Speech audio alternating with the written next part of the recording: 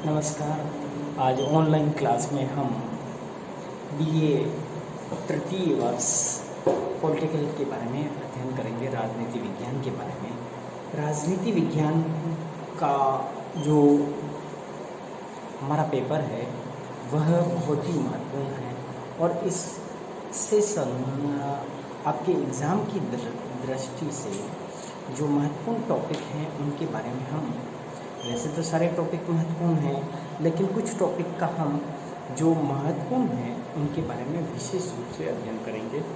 तो आज हम जो हमारे पॉलिटिकल साइंस का जो फर्स्ट पेपर है, वेस्टर्न पॉलिटिकल थॉट, यानी वर्तमान में जो आधुनिक है, पाश्चात्य है, उन राजनीतिज्ञों की क्या सोच थी, या हम प्लेटो के बारे में कहें, अरस्तु के बारे में कहें या थॉमस के बारे में कहें, इनके बारे में हम अध्ययन करेंगे।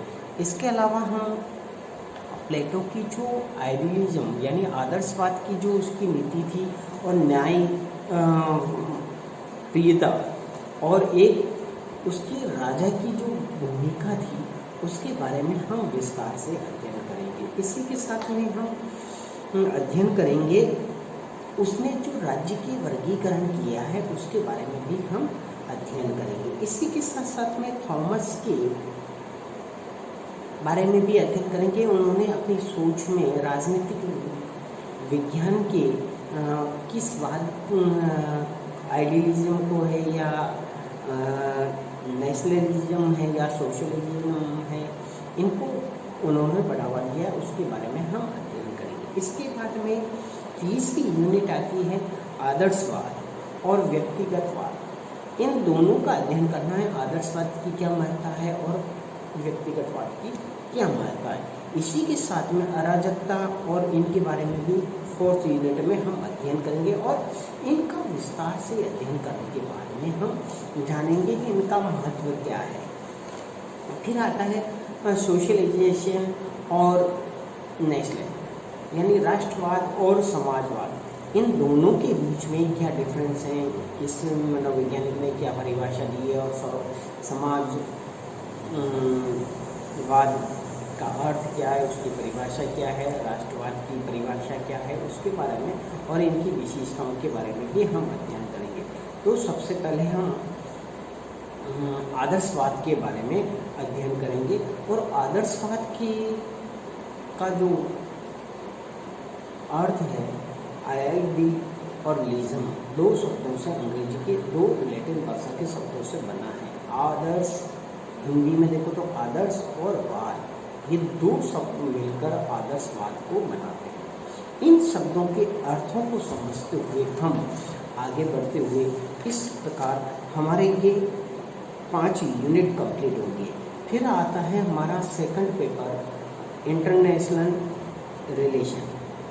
इसमें हम शीत युद्ध के बारे में और उस समय के मूवमेंट के बारे में और उस समय अंतर्राष्ट्रीय घटनाएं क्या क्या हुई है, किस किन के बीच में शीत युद्ध हो रहा था, उसका क्या प्रभाव हुआ था, यूरोपियन इकोनॉमिक्स किस प्रकार की, कम्युनिटी किस प्रकार की थी और विश्व में वैश्विक प्रदर्शन किस प्रकार था और नॉर्थ और साउथ, उत्तर और दक्षिण तथा दक्षिण और इनके बीच में किस प्रकार के संबंध थे और हमारे देश की, भारत की इसमें क्या महत्वपूर्ण भूमिका थी, इसके बारे में अध्ययन करेंगे। फिर दूसरी यूनिट आएगी जिसमें संयुक्त राष्ट्र संघ के बारे में हम अध्ययन करेंगे। संयुक्त राष्ट्र संघ के किस प्रकार निर्माण हुआ, किस प्रकार के इनके अंग हैं, उनके बारे में हम अध्ययन करेंगे। फिर तीसरे यूनिट में हम फॉरेन पॉलिसी के बारे में हम अध्ययन करेंगे कि हमारी रूस के साथ में किस प्रकार की पॉलिसी है, रूस की क्या पॉलिसी है, चाइनीज़ की क्या पॉलिसी है और अमेरिका की क्या पॉलिसी है और इसके अलावा इन के सामने हमें किन किन प्रकार की हमारे क्या उद्देश्य हैं और क्या प्रॉब्लम है, उनकी इस बारे में भी हम अध्ययन करेंगे। इसी के साथ में हमारे द्वारा जैसे हमारी जो पॉलिसी है 4th यूनिट में इंडियन फॉरेन पॉलिसी, उसमें किस प्रकार के बदलाव की आवश्यकता है, किस प्रकार होनी चाहिए।